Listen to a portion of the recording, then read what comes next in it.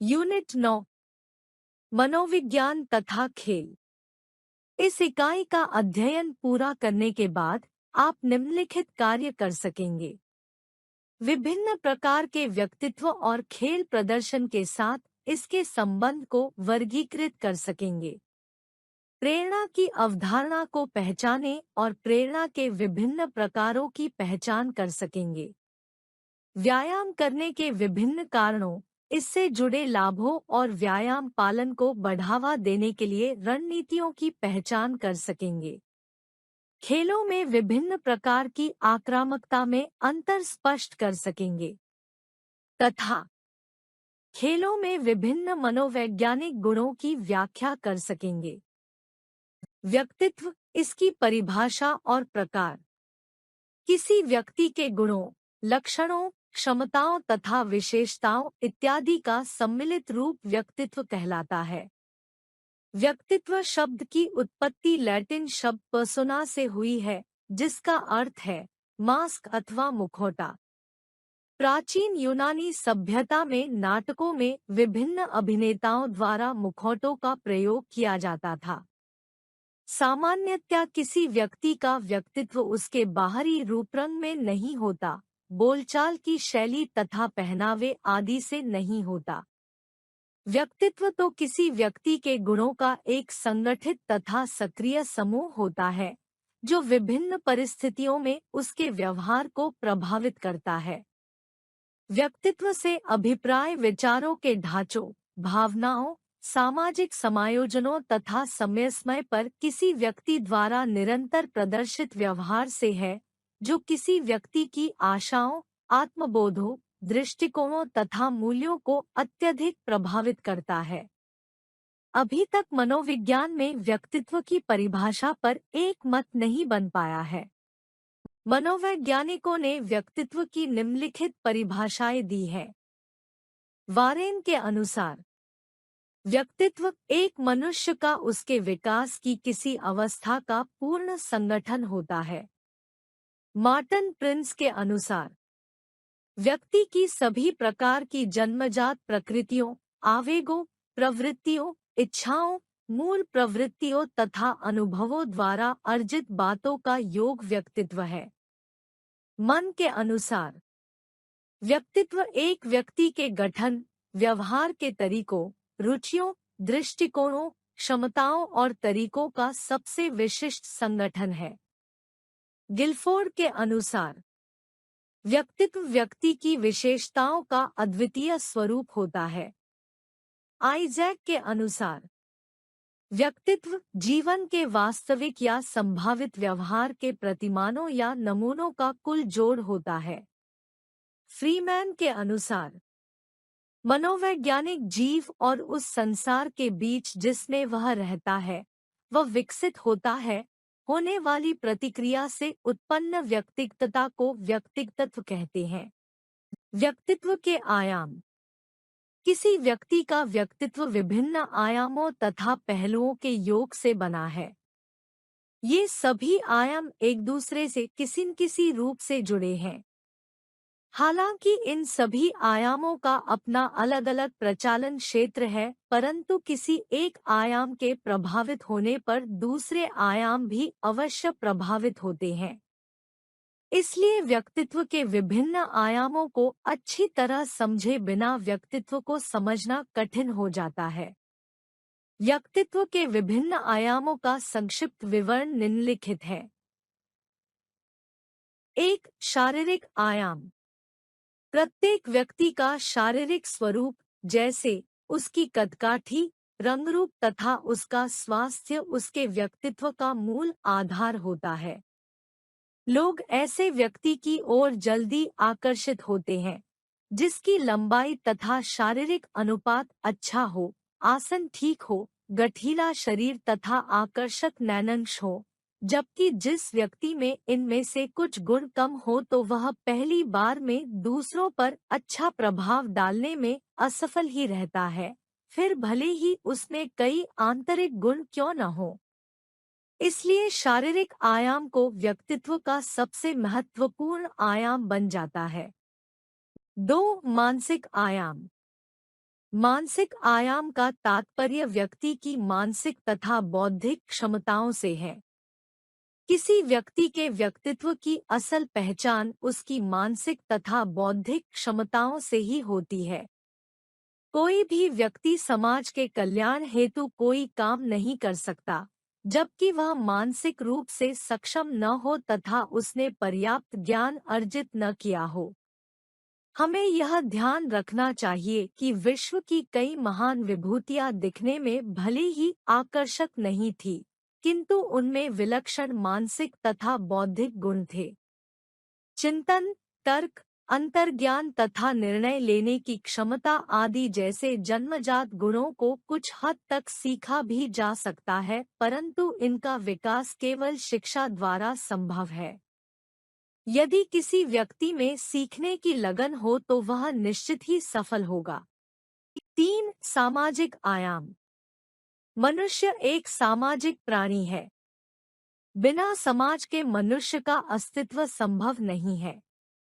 समाज में रहकर ही उसका समाजीकरण होता है। अपने आप को समाज की मान्यताओं एवं परंपराओं के अनुसार ढालने की क्षमता भी व्यक्ति के व्यक्तित्व को काफी हद तक प्रभावित करती है। प्रत्येक व्यक्ति सामाजिक नियमों से बंधा हुआ है। व्यक्ति की सामाजिक स्वीकार्यता का स्तर ही उसके अच्छे व्यक्ति की पहचान होती है। सामाजिक नियमों, अनुशासन, रीति रिवाजों, परंपराओं, सहभागिता इत्यादि के अनुरूप चलने तथा व्यवहार करने वाले व्यक्ति का समाज में श्रेष्ठ स्थान होता है। समाज का निर्माण ही मानव समूह द्वारा होता है। अतः समाज द्वारा स्वीकार्य व्यक्ति की पहचान अलग ही होती है। 4. भावनात्मक आयाम। व्यक्ति में भावनात्मक स्थिरता उसके व्यक्तित्व का एक अभिन्न अंग होता है। भावनात्मक स्थिरता से तात्पर्य व्यक्ति का भय, क्रोध, घृणा, अवसाद, दुख, ईर्ष्या, द्वेष जैसी विभिन्न भावनाओं पर पूर्ण नियंत्रण से है। कई बार खिलाड़ी कोई बड़ी प्रतियोगिता जीतने या हारने पर अपनी भावनाओं पर नियंत्रण नहीं रख पाते, जिस कारण रोने लगते हैं। कई खिलाड़ी उत्तेजित होकर अपने साथी खिलाड़ियों या अधिकारियों पर चिल्ला पड़ते हैं। ऐसा करने से वह अपनी भावनात्मक अस्थिरता का प्रदर्शन करते हैं, जिसके कारण उनके व्यक्तित्व पर नकारात्मक प्रभाव पड़ता है। उपरोक्त विवरण के आधार पर यह कहा जा सकता है कि यदि व्यक्तित्व में शारीरिक, मानसिक, सामाजिक तथा भावनात्मक आयाम में से किसी भी आयाम की कमी है, तो यह व्यक्ति के व्यक्तित्व को अवश्य प्रभावित करेगा। व्यक्तित्व के प्रकार। मनोवैज्ञानिकों ने व्यक्तियों पर किए गए शोध के बाद व्यक्तित्व को 4 प्रकार से बांटा है। मतलब A, B, C और D। इन सभी प्रकार के व्यक्तियों को वर्णन इस प्रकार है। 1. ए प्रकार का व्यक्तित्व। इस प्रकार के व्यक्तित्व वाले व्यक्ति अधिक उत्तेजनशील होते हैं, जिसके कारण अक्सर वह उच्च रक्त दबाव जैसी समस्याओं से पिछड़ते रहते हैं, तथा ऐसे व्यक्ति अत्यधिक स्पर्धा करने वाले होते हैं तथा स्पर्श करने की आदत उनके अंदर होती है, तथा इस प्रकार के व्यक्ति क्रोध, ईर्ष्या, आक्रामकता के कारण जल्द ही परेशान हो जाते हैं। इसलिए इनके अंदर हृदय संबंधी बीमारियों की संभावना अत्यधिक होती है। 2. बी प्रकार का व्यक्तित्व। इस प्रकार के व्यक्तित्व वाले लोग सामान्यतया अधिक शांत रहने वाले तथा सहनशील होते हैं। इसलिए कोई भी तनाव होने पर ये जल्दी से क्रोधित नहीं होते, ये शांत ही रहते हैं और अपने जीवन से संतुष्ट रहते हैं। इस तरह के लोग अपनी भावनाओं को दूसरों के सामने अच्छे प्रकार से व्यक्त नहीं कर पाते तथा अपने जीवन में अधिक चीजों के लिए ज्यादा इच्छुक नहीं होते। जीवन में इन्हें एक सफल व्यक्ति के रूप में जाना जाता है। 3. सी प्रकार का व्यक्तित्व। इस प्रकार के व्यक्तित्व वाले लोग सुस्त, निष्क्रिय, निराश, चिड़चिड़े तथा नकारात्मक सोच वाले होते हैं। ये अपनी भावनाओं को दबाकर रखने में सक्षम होते हैं तथा कई बार अपनी जरूरतों को भी नकार देते हैं। इस प्रकार के व्यक्ति अपनी भावनाओं को व्यक्त करने में असमर्थ होते हैं। 4 डी प्रकार का व्यक्तित्व। इस प्रकार के व्यक्ति अपनी भावनाओं को हमेशा दबाकर रखते हैं, इसलिए ये अपने जीवन में अधिक कष्ट सहन करते हैं तथा इस प्रकार के व्यक्तियों को डिप्रेशन व हृदय संबंधी बीमारियां होने की संभावना अधिक होती है। इस प्रकार के व्यक्ति अपना जीवन अच्छे से व्यतीत नहीं कर पाते। व्यक्तित्व के सिद्धांतों के प्रकार। टाइप थ्योरी व्यक्तित्व की शारीरिक बनावट व स्वभाव पर आधारित है। स्वभाव व्यक्तियों की भावनाओं के पहलुओं जैसे स्वभाव में परिवर्तन, खुश होना, तनाव, अत्यधिक खुश होना। शारीरिक बनावट को हम आगे शेल्डन वर्गीकरण में पढ़ेंगे। C.G. जंग वर्गीकरण। C.G. जंग ने व्यक्ति के सामाजिक पहलुओं को ध्यान में रखते हुए निम्न प्रकार वर्गीकरण किया है। 1. अंतर्मुखी। इस प्रकार के व्यक्ति आत्मकेंद्रित होते हैं, ज्यादा घुलना मिलना पसंद नहीं करते और स्वभाव से यह शर्मीले, समाज से कटे हुए, ज्यादा बात न करने वाले होते हैं। अपनी इन्हीं आदतों के कारण ये समाज से अच्छे संबंध स्थापित नहीं कर पाते। ये व्यक्ति आसानी से किसी की बात नहीं मानते। 2. बहिर्मुखी। ये व्यक्ति दिलखुश तथा वर्तमान में जीने वाले होते हैं। ये अपने विचारों को सभी के समक्ष रखने में सक्षम और अच्छे वक्ता होते हैं। बहुत जल्दी व सही निर्णय लेने वाले होते हैं। ये कठिन परिस्थितियों में भी घबराते नहीं हैं। ये वक्ता मैत्रीपूर्ण व सामाजिक होते हैं। 3. उभयनिष्ठ। इसके अंतर्गत कुछ व्यक्ति अंतर्मुखी व कुछ बहिर्मुखी होते हैं। इस प्रकार के व्यक्तियों के अंदर दोनों गुण होते हैं। Big 5 theory. अधिकतर मनोवैज्ञानिकों का मानना है व्यक्तित्व के 5 आयाम हैं। इसे ही बिग 5 व्यक्ति ट्रेड्स कहते हैं। वह निम्न है। 1. बहिर्मुखता। इस प्रकार के व्यक्ति उत्तेजक, सामाजिक, अच्छे वक्ता तथा अपने भावों को व्यक्त करने वाले होते हैं। ये बहिर्मुखी स्वभाव के और बाहर आने जाने वाले होते हैं। ऐसे लोग सोच सकारात्मक वाले, मिलनसार, बातें करने में निपुण, जिंदादिल, स्नेहपूर्ण व्यवहार तथा मित्रतापूर्ण व्यवहार करते हैं। 2. सहमतता। इस प्रकार के आयामों में व्यक्ति नम्र गुण, विश्वास योग्य, दयालु, मेलमिलाप वाले, सभी सामाजिक गुणों से परिपूर्ण, मित्रतापूर्ण तथा दूसरों को व्यवस्थित रूप से कार्य करने वाला, सहयोग करने वाला होता है। 3. कर्तव्यनिष्ठ। ये व्यक्ति विचारपूर्ण, दिमाग पर पूर्ण संतुलन, उद्देश्य को प्राप्त करने वाले, किसी भी कार्य की सफलता के लिए कर्तव्यनिष्ठ, आत्मनुशासित, प्रबंधन कला में कुशल, कठोर परिश्रमी तथा महत्वाकांक्षी होते हैं। 4. मनोविक्षुब्धता। ये इस प्रकार के व्यक्ति होते हैं जो सब कुछ होते हुए भी विकारों जैसे दुख, चिंता, तनाव में रहते हैं तथा गुस्सा करने वाले, भावनाओं पर नियंत्रण न रख पाने वाले होते हैं। 5. खुलापन वाले व्यक्ति।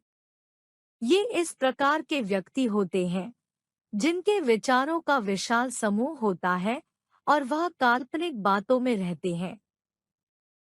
क्रियाशील व साहसी, व्यावहारिक, विभिन्न विषयों में रुचि रखने वाले, बौद्धिक जिज्ञासा वाले, रचनात्मक, नए नए विषयों को सीखने वाले तथा नए अनुभवों का आनंद लेने वाले होते हैं। अभिप्रेरणा, प्रकार तथा तकनीक।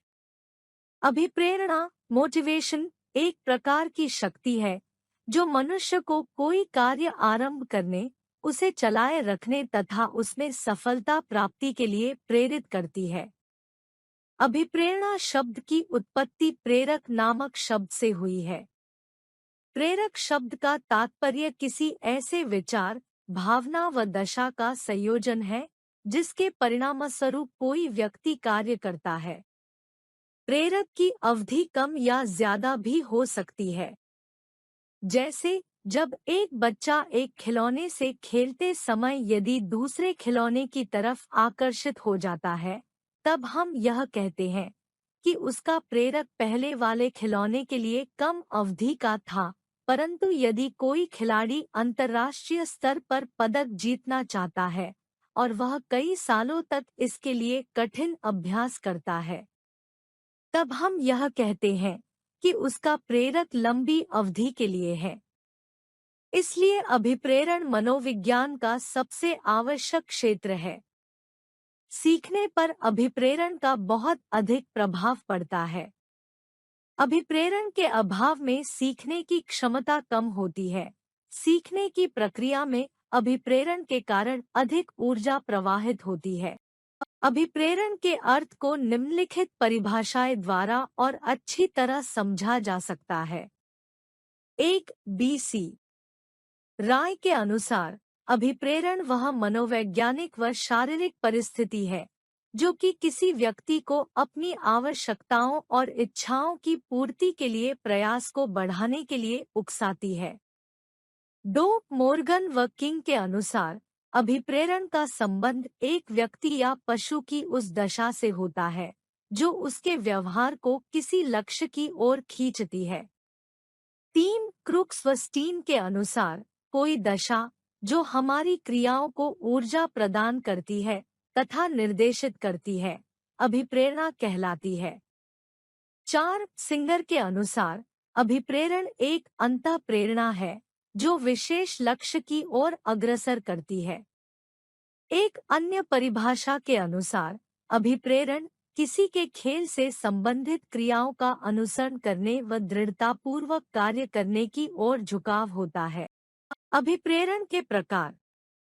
1. आंतरिक अभिप्रेरण जब व्यक्ति खुशी, आवश्यकता, रुचि, महत्व या इच्छा के कारण कुछ करने का बाध्य हो जाता है, तभी आंतरिक अभिप्रेरण घटित होता है। इसमें व्यक्ति अपनी खुशी से या अपनी इच्छा से कार्य करता है। यह खुशी व इच्छा भीतरी होती है। यह एक स्वाभाविक प्रक्रिया है।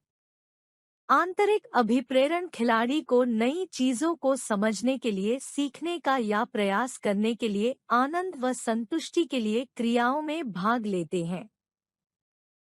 दूसरा, जैसे किसी कार्य को पूर्ण करने के लिए आंतरिक अभिप्रेरणा जिसमें खिलाड़ी किसी खेल कौशल में महारत हासिल करना चाहते हैं इत्यादि। अभिप्रेरण हमेशा आंतरिक होता है। यह शक्ति व्यक्ति के अंदर से आती है। 2. बाहरी अभिप्रेरणा जब बाहरी कारक व्यक्ति को कुछ कार्य करने के लिए बाध्य करते हैं, बाहरी अभिप्रेरण होती है। पुरस्कार, प्रसिद्धि, प्रतिष्ठा, प्रशंसा या इनाम आदि बाहरी अभिप्रेरणा के उदाहरण हैं। जैसे साइना नेहवाल जब कॉमनवेल्थ में विजेता दोबारा बनी, तब उसे आंध्र प्रदेश के साथ साथ हरियाणा पुलिस ने भी नकद इनाम दिया। इसी तरह की ये बातें और लोगों के लिए भी प्रेरणा का स्रोत बनती हैं। खिलाड़ियों को बाहरी अभिप्रेरणा में ट्रॉफियां, नकद इनाम, छात्रवृत्तियों, पुरस्कार, पदोन्नति, चयन आदि मिलते हैं जो बाहरी अभिप्रेरण के स्रोत हैं। वास्तव में बाहरी अभिप्रेरण में से कारक शामिल होते हैं जो लक्ष्यों के साथ साथ अन्य आकर्षणों को प्राप्त करने में व्यक्ति को अभिप्रेरण प्रदान करते हैं। अभिप्रेरण की तकनीकें। अभिप्रेरण की विभिन्न तकनीकें खिलाड़ियों पर लागू की जाती हैं जो उन्हें खेलकूद के क्षेत्र में शीर्ष स्थानों को प्राप्त करने के योग्य बना सकती हैं। अभिप्रेरण की इन तकनीकों का वर्णन निम्नलिखित है। 1. सकारात्मक खेल वातावरण। सकारात्मक खेल वातावरण खिलाड़ियों को अभिप्रेरित करने में बहुत महत्वपूर्ण भूमिका निभाता है। सकारात्मक खेल वातावरण में समतल, साफ, स्वच्छ खेल मैदान, बैठने व पानी की समुचित व्यवस्था, अच्छी जलवायु व उचित तापमान, अच्छा गुणवत्ता वाले खेल उपकरण आते हैं। सकारात्मक खेल वातावरण से खिलाड़ी अधिक अभिप्रेरित होकर प्रतियोगिता में अच्छा प्रदर्शन करते व रिकॉर्ड बनाते हैं। 2. मौखिक प्रोत्साहन टिप्पणियां।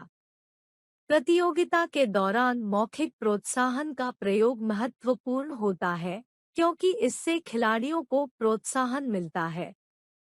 नए खिलाड़ी इस कारक से काफी अभिप्रेरित हो सकते हैं। शाब्दिक टिप्पणियों का प्रयोग तुरंत ही करना चाहिए, अर्थात मौखिक प्रोत्साहन का प्रयोग उपयुक्त समय पर करना चाहिए, न कि हमेशा। 3. प्रतियोगिता एवं सहयोग। प्रतियोगिता का आयोजन भी अभिप्रेरण प्रदान करने में महत्वपूर्ण भूमिका निभाता है। प्रत्येक खिलाड़ी प्रतियोगिताओं में श्रेष्ठ प्रदर्शन करने की कोशिश करता है। यदि प्रतियोगिता का आयोजन विस्तृत एवं शानदार ढंग से किया जाए तो यद्यपि अनुभवहीन खिलाड़ी इस प्रकार के शानदार आयोजन में अच्छा प्रदर्शन नहीं कर सकते। खिलाड़ियों के लिए प्रतियोगिता का आयोजन शानदार होना चाहिए, जिससे अभिप्रेरित होकर अच्छा प्रदर्शन करें। 4. प्रगति का ज्ञान। प्रगति के ज्ञान से व्यक्ति अपनी सफलता व असफलता का और आगे के लक्ष्यों को स्थापित कर पाता है। यह कहा जा सकता है कि एक व्यक्ति जो यह नहीं जानता कि वह किस स्थान पर खड़ा हुआ है, वह अपने गंतव्य स्थान मेजपदंजपवद या लक्ष्य तक नहीं पहुंच सकता। परिणाम या प्रगति का ज्ञान होना नितांत आवश्यक है, क्योंकि प्रगति स्वयं ही एक पुरस्कार होती है। नियमित प्रगति निश्चित रूप से खिलाड़ी को और अधिक व अच्छा करने के लिए अभिप्रेरित करती है। प्रतियोगिताओं के आयोजन से खिलाड़ियों को अपनी प्रगति व परिणाम के बारे में उचित जानकारी मिलती है। प्रशिक्षकों को खिलाड़ियों के अंदर नियमित प्रगति के लिए उनके पिछले अनुभवों को ध्यान दिलाकर अभिप्रेरित करते रहना चाहिए, जिससे खिलाड़ियों का मनोबल ऊंचा होता है तथा वे अच्छे परिणामों के लिए तत्पर रहते हैं। 5. विषमलिंगियों की उपस्थिति। हर व्यक्ति अपने विपरीत लिंग के समक्ष अधिक स्मार्ट व सक्रिय रहने का प्रयास करता है। यह मनुष्य की जन्मजात प्रवृत्ति है। इसलिए प्रतियोगिताओं के दौरान विपरीत सेक्स की मौजूदगी भी खिलाड़ियों को अच्छे प्रदर्शन के लिए अभिप्रेरित करती है। 6. दर्शक। प्रतियोगिता के दौरान दर्शकों की अधिक संख्या भी खिलाड़ियों को अच्छे प्रदर्शन के लिए अभिप्रेरित करने में महत्वपूर्ण भूमिका निभाती है। 7. प्रशंसा या निंदा। यदि किसी खिलाड़ी की प्रशंसा या निंदा सही समय पर तथा आवश्यकता से अधिक न की जाए तो उसे अभिप्रेरित करती है। हालांकि अभिप्रेरण की यह विधि नए तथा अनुभवहीन खिलाड़ियों को अधिक प्रभावित करती है। 8. पुरस्कार। पुरस्कार चाहे नकद हो, कोई ट्रॉफी या मेडल निश्चित ही खिलाड़ियों को और बेहतर प्रदर्शन के लिए अभिप्रेरित करता है। अक्सर सरकारें अंतर्राष्ट्रीय स्तर पर अच्छा प्रदर्शन करने वाले खिलाड़ियों को नकद, सरकारी नौकरी तथा अन्य सुविधाएं देकर पुरस्कार देकर खिलाड़ियों को प्रदर्शन के लिए अभिप्रेरित करने का प्रयास करती है। 9. प्रेरणादायक संगीत। प्रतियोगिता से पहले यदि प्रतियोगिता स्थल पर कोई प्रेरणादायक संगीत जैसे राष्ट्रीय गान बजाया जाए तो यह निश्चित ही खिलाड़ियों को अभिप्रेरित करता है। 10. सकारात्मक अभिवृत्ति। खिलाड़ी की दृढ़ इच्छा शक्ति तथा सकारात्मक अभिवृत्ति जैसे मैं यह कर सकता हूं भी खिलाड़ियों को अभिप्रेरित करती है। इसके लिए उन्हें यह बात समझाई जानी चाहिए कि चैंपियन भी उन्हीं की तरह एक इंसान ही है, वह भी उन्हीं की तरह चैंपियन बन सकता है।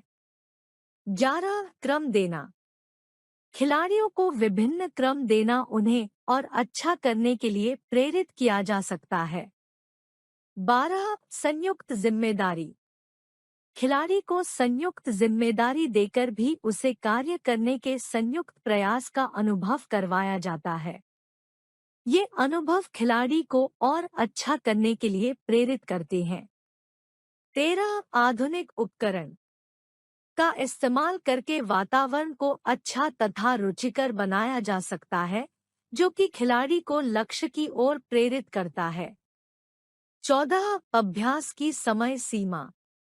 अभ्यास की अवधि को कम करके खिलाड़ी के भार को कम करके खिलाड़ी को लक्ष्य की ओर अग्रसर किया जा सकता है। 15 लक्ष्य निर्धारण। आसान लक्ष्यों को निर्धारित करके खिलाड़ी को लक्ष्य की ओर अग्रसर किया जा सकता है। व्यायाम का अर्थ। वे सभी शारीरिक क्रियाएं एवं गतिविधियां जो मनुष्य के समस्त अंगों के पूर्ण एवं संतुलित विकास में सहायक होती है, व्यायाम कहलाती है।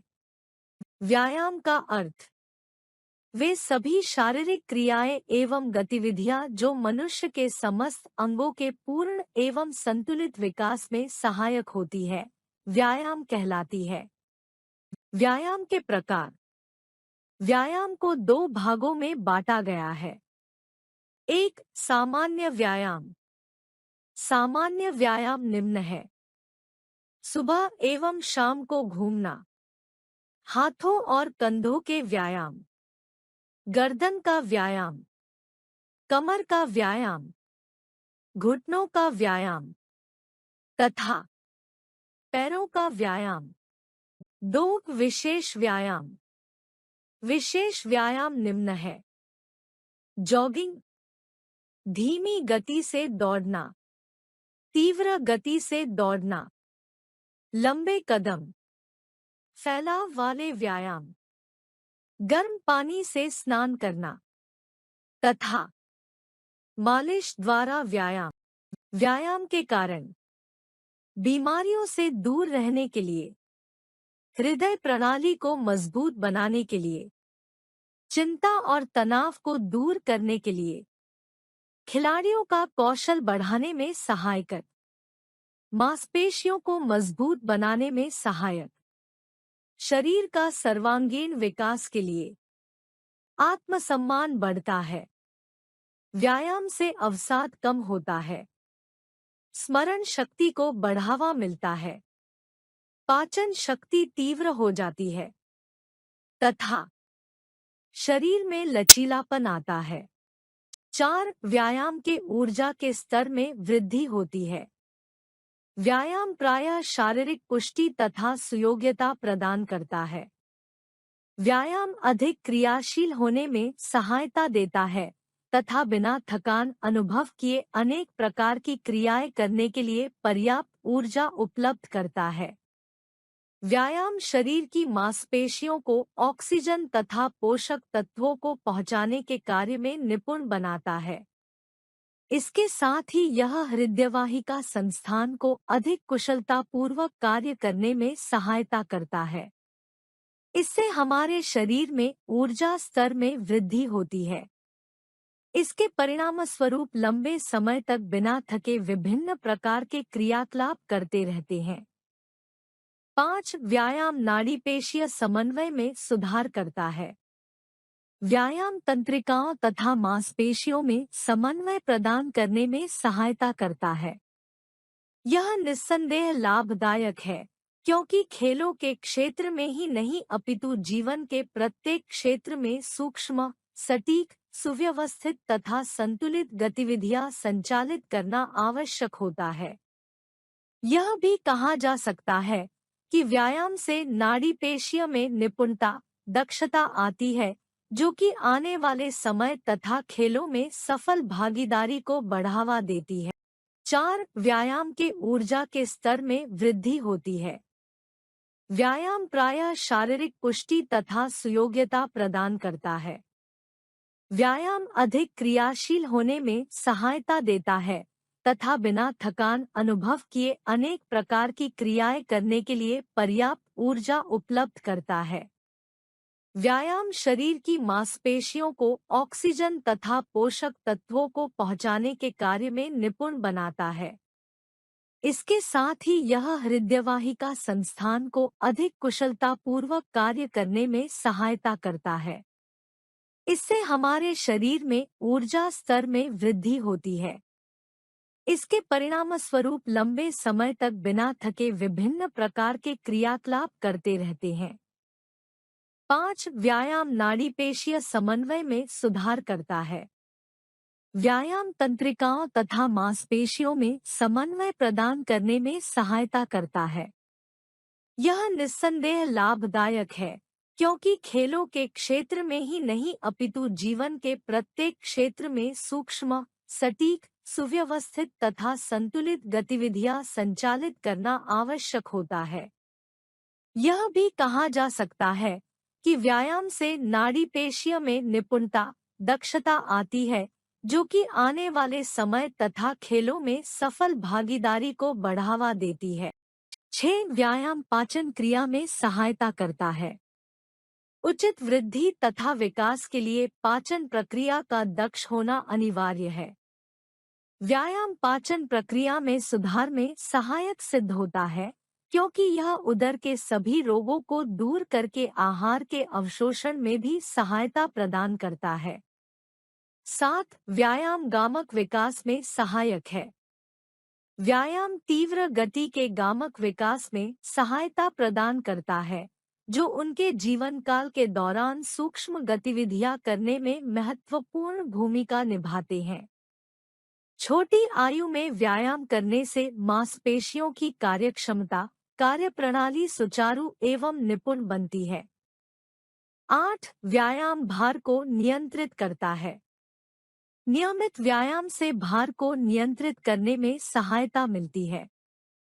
ज्यादातर भार तब बढ़ता है जब शरीर की आवश्यकता से कहीं अधिक कैलोरी ले लेते हैं।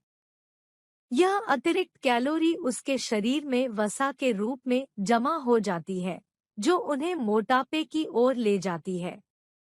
आजकल पूरे विश्व में व्यक्ति मोटापे के शिकार हो रहे हैं। नियमित व्यायाम से अतिरिक्त कैलोरी में कमी आती है, जो अति भार को कम व नियंत्रित करने में सहायता प्रदान करती है। 9. व्यायाम अस्थियों को मजबूती प्रदान करता है। व्यायाम से अस्थियां मजबूत होती है। वास्तव में व्यायाम से अस्थियों के घनत्व व लचक में वृद्धि होती है। व्यायाम से अस्थिसुषिरता की समस्या से बचा जा सकता है। मजबूत अस्थियों के कारण आसन संबंधी विकृतियां भी नहीं होती। 10. व्यायाम से फेफड़े मजबूत होते हैं। व्यायाम सभी तरह से लाभप्रद है, क्योंकि यह फेफड़ों की क्षमता तथा उनकी श्वास लेने व छोड़ने की दक्षता में वृद्धि करता है। यह फेफड़ों के आकार में वृद्धि करता है, क्योंकि उनकी श्वास लेने व छोड़ने की दक्षता बढ़ जाती है। यह फेफड़ों की कार्यकुशलता तथा कुशलता में वृद्धि करते हैं। व्यायाम करने से फेफड़ों को मजबूती मिलती है तथा वे लंबे समय की क्रियाओं को करने से योग्य हो जाते हैं।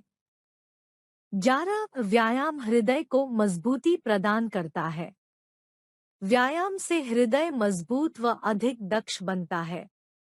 व्यायाम से न केवल हृदय की मांसपेशियों मजबूत व सक्षम बनती है, बल्कि उसका आकार भी बढ़ता है।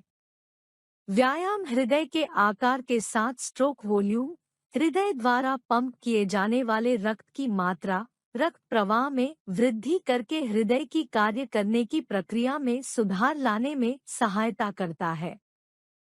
12. व्यायाम रक्त में शर्करा के स्तर को कम करता है। आजकल उच्च मधुमेह स्तर केवल वयस्कों की समस्या नहीं है। आधुनिक काल में बीमारियों में कोई उम्र नहीं है। ज्यादातर व्यक्ति अब उच्च मधुमेह स्तर के शिकार हो जाते हैं। व्यायाम रक्त में शुगर के इकट्ठा होने से रोकने में सहायता करता है, क्योंकि यह मांसपेशियों को रक्त से अधिक ग्लूकोज अवशोषित करने के लिए तथा इसको ऊर्जा उत्पादन हेतु प्रयोग करने के लिए बाध्य करता है। व्यायाम इंसुलिन के स्तर को भी बढ़ाता है, जो रक्त में पहले से इकट्ठा हुए शुगर को इस्तेमाल करने में सहायता प्रदान करता है। अतः हम यह कह सकते हैं कि व्यायाम बच्चों में मधुमेह रोग विकसित होने के कारण खतरों को कम करता है। 13 व्यायाम स्वस्थ रहने में सहायता करता है। व्यायाम सभी व्यक्तियों के लिए लाभकारी है क्योंकि यह न केवल स्वस्थ रहने में सहायता करता है, अपितु यह प्रतिरोधक क्षमता में बढ़ोतरी करता है, जिससे कई रोगों से बचा जा सकता है। खानपान, रहन-सहन, फास्ट फूड के बढ़ते जुनून व अस्वस्थ जीवन शैली के कारण अधिकतर बच्चे मधुमेह, हाइपरटेंशन, हृदयवाहिनी बीमारियों तथा कई प्रकार के कैंसर जैसे विभिन्न विकारों के शिकार हो जाते हैं। यदि व्यक्ति नियमित रूप से व्यायाम करे तो वे न केवल अच्छा बल्कि स्वस्थ रह सकते हैं, बल्कि अपने पूरे जीवन में स्वस्थ व सफल होंगे। खेलों में आक्रामकता का अर्थ, अवधारणा एवं प्रकार। आक्रामकता एक मनोरोग है जो परिस्थितिवश होता है। यह मनुष्य की एक विशेषता है जो सकारात्मक व नकारात्मक दोनों हो सकते हैं। दूसरे शब्दों में आक्रामकता हमारा एक व्यवहार है जो उद्देश्य की पूर्ति के लिए अधिकतर अपनाया जाता है। इसे अधिकतर नकारात्मक रूप से ही देखा जाता है। यह हमारे व्यवहार की नकारात्मक विशेषता है। परंतु कुछ खेल मनोवैज्ञानिकों का मानना है कि आक्रामकता खेलों में प्रदर्शन को बढ़ाता है। जैसे एक खिलाड़ी नियमों का पालन करते हुए खेल रहा है, वह किसी अन्य खिलाड़ी को हानि पहुंचाना उसका उद्देश्य नहीं है, परंतु उद्देश्य प्राप्ति के लिए खेल के दौरान आक्रामकता स्वयं ही आ जाती है। आक्रामकता की अवधारणा। मनोविज्ञान में आक्रामकता उन व्यवहारों को संदर्भित करता है जो परिणामस्वरूप स्वयं को, दूसरों को या वातावरण की वस्तुओं को शारीरिक व मानसिक दोनों प्रकार से नुकसान पहुंचा सकते हैं।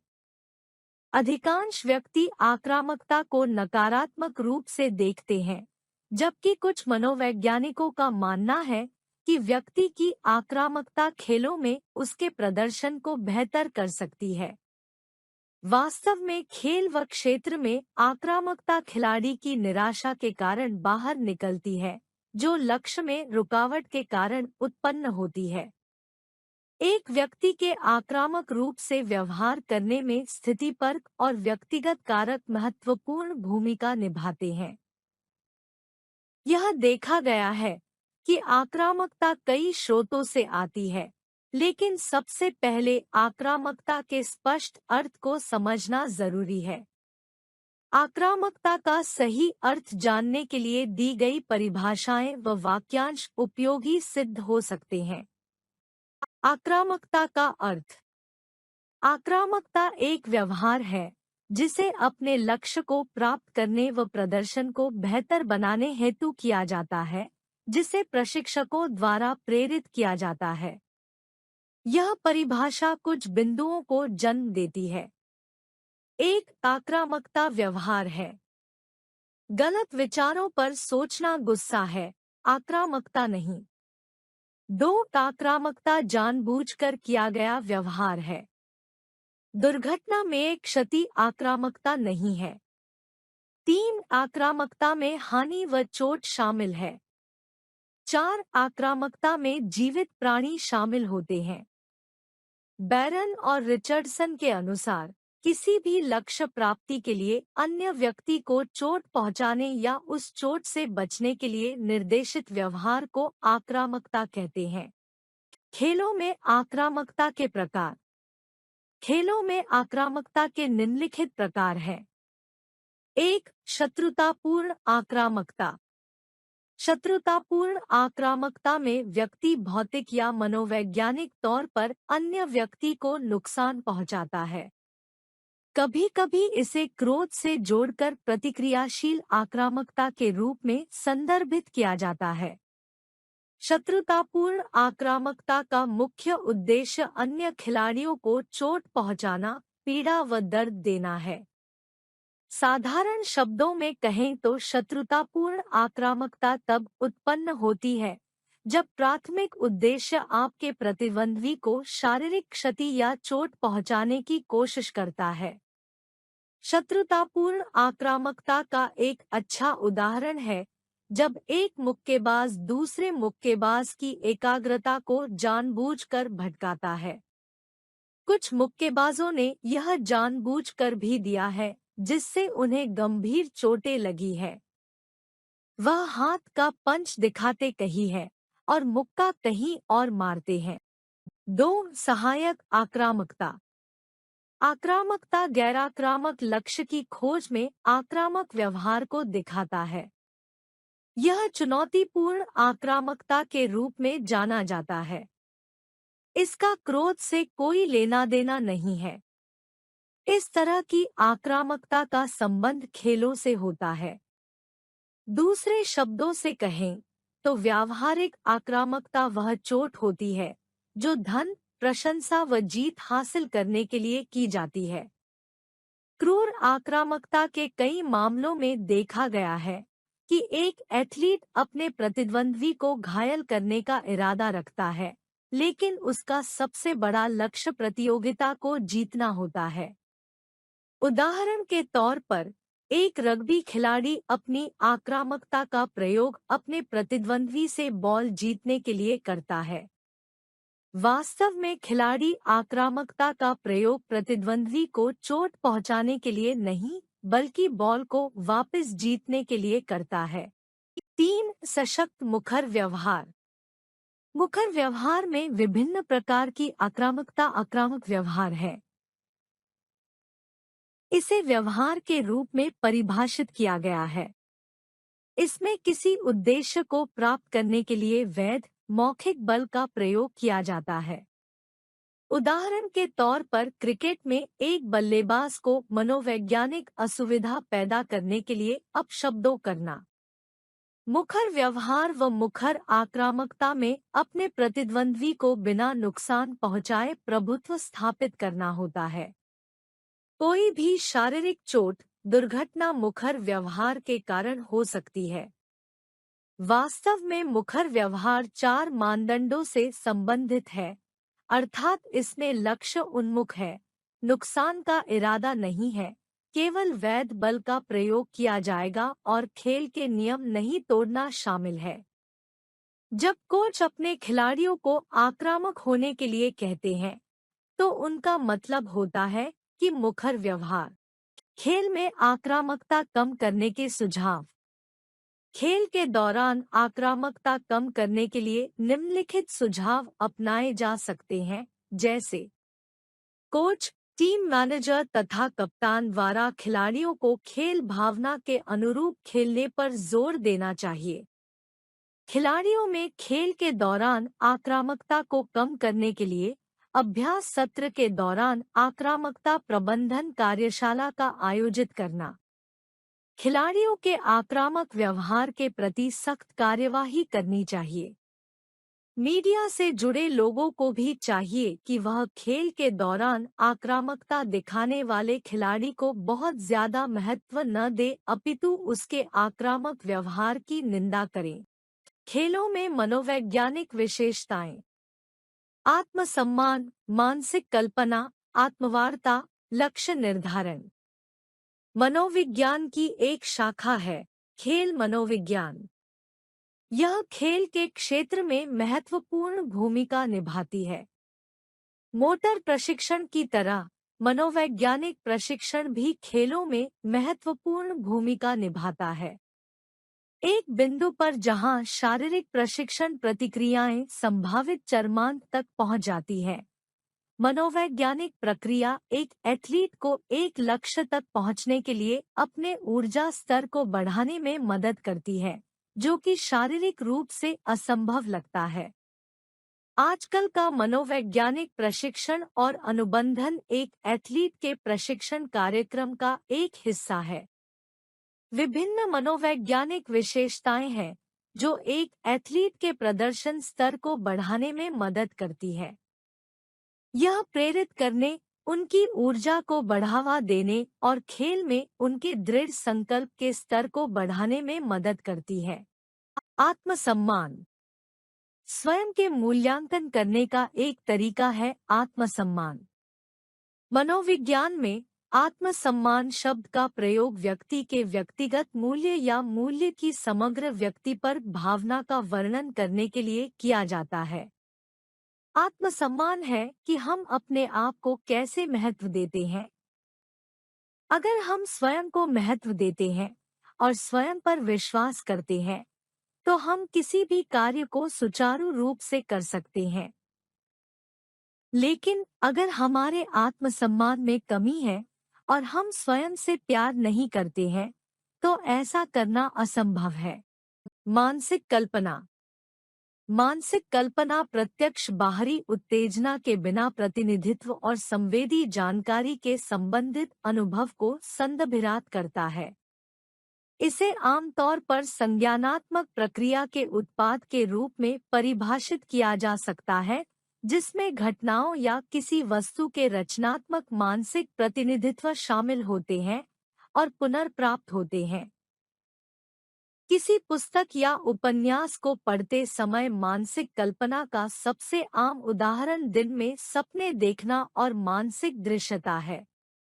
मानसिक कल्पना के लाभ। एक एथलीट का आत्मविश्वास विकसित करती है।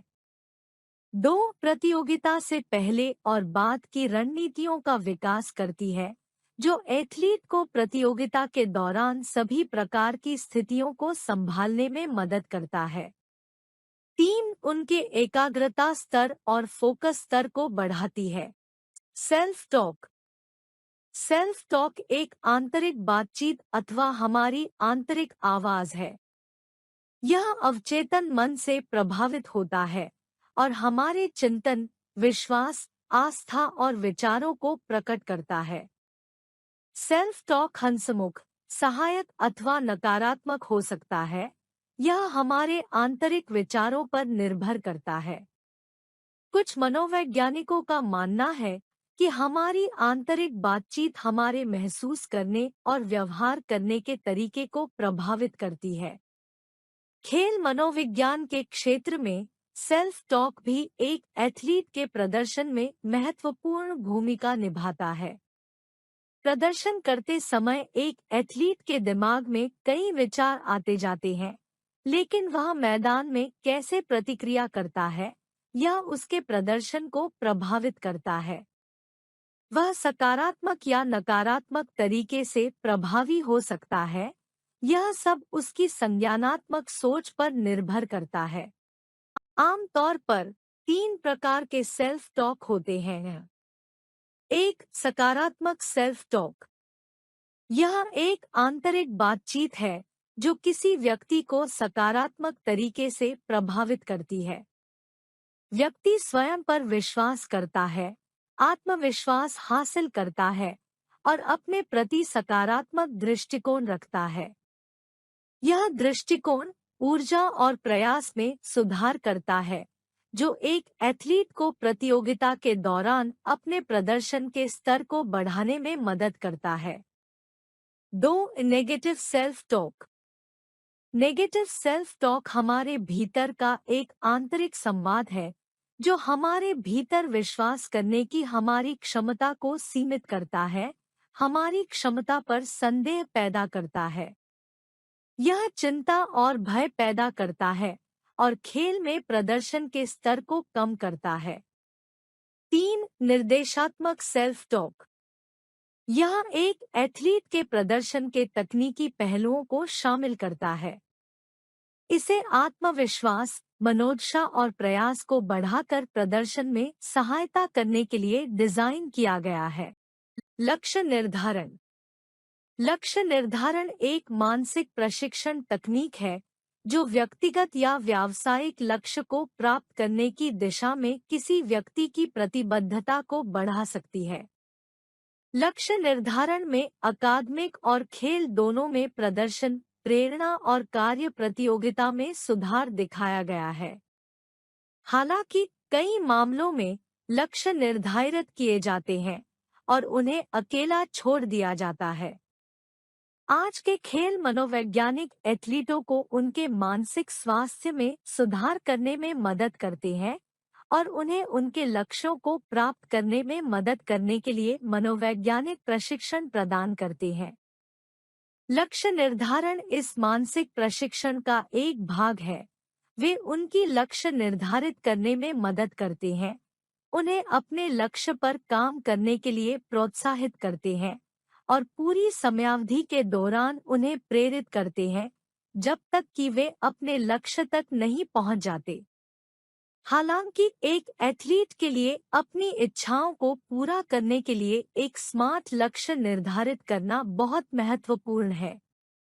स्मार्ट लक्ष्य है एक विशिष्ट और स्पेसिफिक। एक लक्ष्य अच्छी तरह से परिभाषित और स्पष्ट होना चाहिए। यह एक एथलीट को एक विशिष्ट लक्ष्य पर ध्यान केंद्रित करने और समय और ऊर्जा बर्बाद किए बिना उस विशेष लक्ष्य को पाने के लिए प्रयास करने में मदद करता है। 2. मापने योग्य और मेजरेबल। एक लक्ष्य मापने योग्य होना चाहिए। ऐसे विशिष्ट मानदंड होने चाहिए जो लक्ष्य की प्राप्ति की दिशा में आपकी प्रगति को मापे। 3. प्राप्त करने योग्य और अचीवेबल। एक लक्ष्य प्राप्त करने योग्य होना चाहिए और उपलब्ध समय और उसकी क्षमताओं के अनुसार एक एथलीट के लिए हासिल करना असंभव नहीं होना चाहिए। 4. यथार्थवादी और रियलिस्टिक। एक लक्ष्य एक एथलीट की पहुंच के भीतर होना चाहिए और यह यथार्थवादी लक्ष्य होना चाहिए और उसके लिए प्रासंगिक होना चाहिए। 5. समयोचित और टाइमली।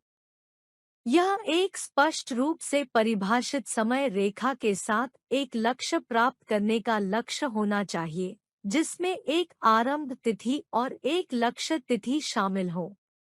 उद्देश्य विशिष्ट समयावधि के भीतर इसे पूरा करने के लिए तात्कालिकता पैदा करने में मदद करता है।